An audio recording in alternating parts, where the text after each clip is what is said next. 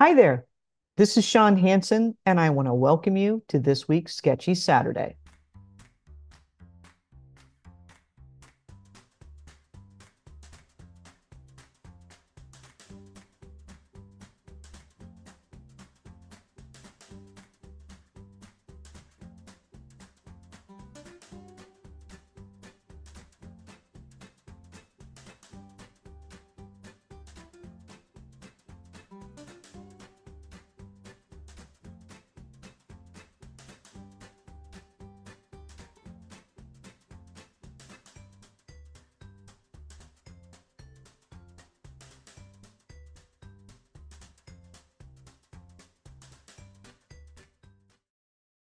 This week is all about PLAY, play. But first, I've had some emails asking me about the tools I'm using and whether or not I'll ever do a Sketchy Saturday using paper and pencil. The truth is, I'd planned to go analog this week, but I'm waiting on something I need to make it work for me, which I think might show up in time for next week's Sketchy Saturday. So, yes, I will be using paper and pencil plus pen in upcoming episodes. But this week, I'll be sticking with my iPad. And speaking of my iPad, I'm working on a fourth generation 12.9-inch iPad Pro. That's the model that came out in 2020. I'm doodling with the Apple Pencil too, not because I didn't like my Apple Pencil, but because the original Apple Pencil isn't compatible with this particular iPad. On my screen is the Bursum Paper Feel Screen Protector, which I got on Amazon. It creates a bit of friction on the surface of the iPad, which makes it feel more like paper when I doodle. When I bought them, they came in a 3-pack. I think they still do, which means I can change them more often without having to reorder. In terms of the application, what you see me working on is called Procreate. It's a $9.99 application that's available in the Apple App Store. And I cannot say enough good things about Procreate. Whether you're going to do just simple drawing or you want to do more advanced graphics, Procreate has a little bit of something for everybody, and the price cannot be beat. The brush I'm using to draw is called Lisa's Pencil, which gives me that really cool, sketchy line that I love. For filling in, I use the Smooth Inker brush. Now, both of those are from the amazing Lisa Glanz and can be found in her The Cute Art Creator for Procreate set. You can get that at Design Cuts. It's just $19.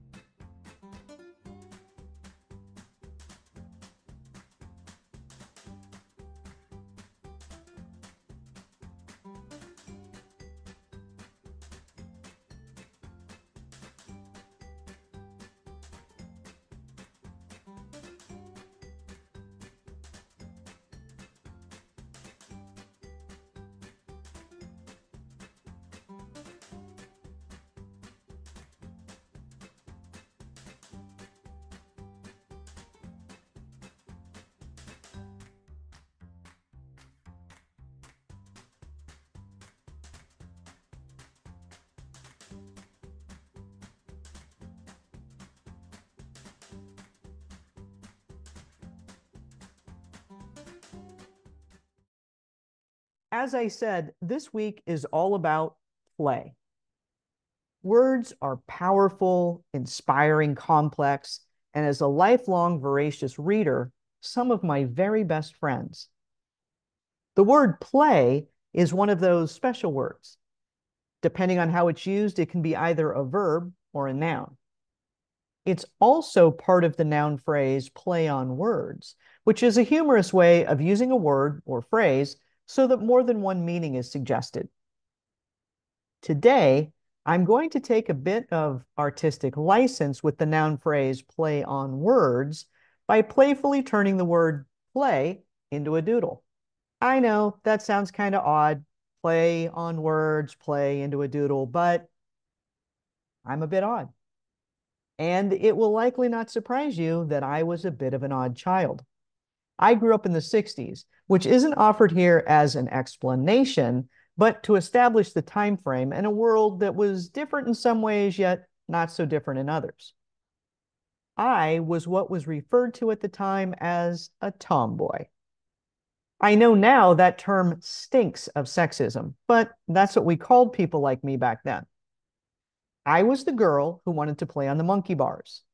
I was the girl who, when it rained and the worms came to the surface of the lawn at school, didn't run away screaming from the boys as they threw the worms at the girls. Instead, I tried to catch them all and place them carefully on the ground. I also did my best to pick up snails that were on walkways and sidewalks before they were stepped on and their take-along shell homes crushed by unobservant feet. The correct term for what I was, and in many ways am, is gender creative. Being gender creative means that from a very young age, I acted in ways that differed from what society might expect based on my having been born female. So, monkey bars and worms and snails versus tea parties and screaming. Not that I wanted to be a boy, it's just I didn't want to be that kind of a girl.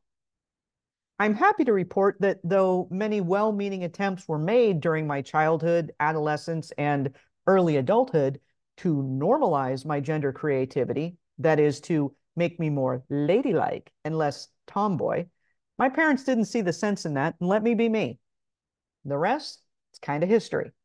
The bit of an odd child I was grew up to be the bit of an odd adult in a world where being a bit odd is actually far more colorful. So, win.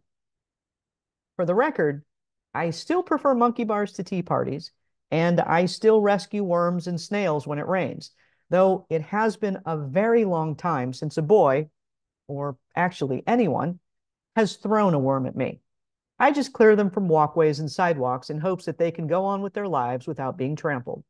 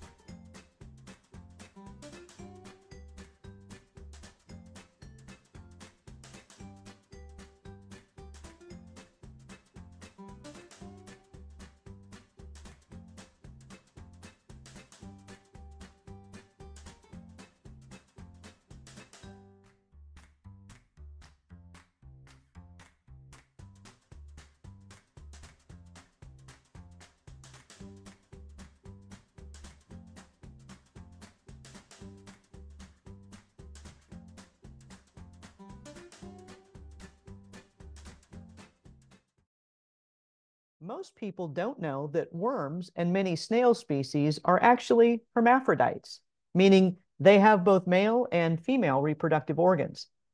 And since we've wandered into the fun facts area of things, here are a couple more. There are over 40,000 different types of snails and over 20,000 species of worms. Garden snails have about 14,000 teeth arranged in rows on their tongues. Worms, sadly, are toothless, but they have very strong muscular mouths. Oh, and you can forget all about Aquaman. The teeth of the aquatic limpet snail are the strongest known biological material on Earth, putting even titanium to shame.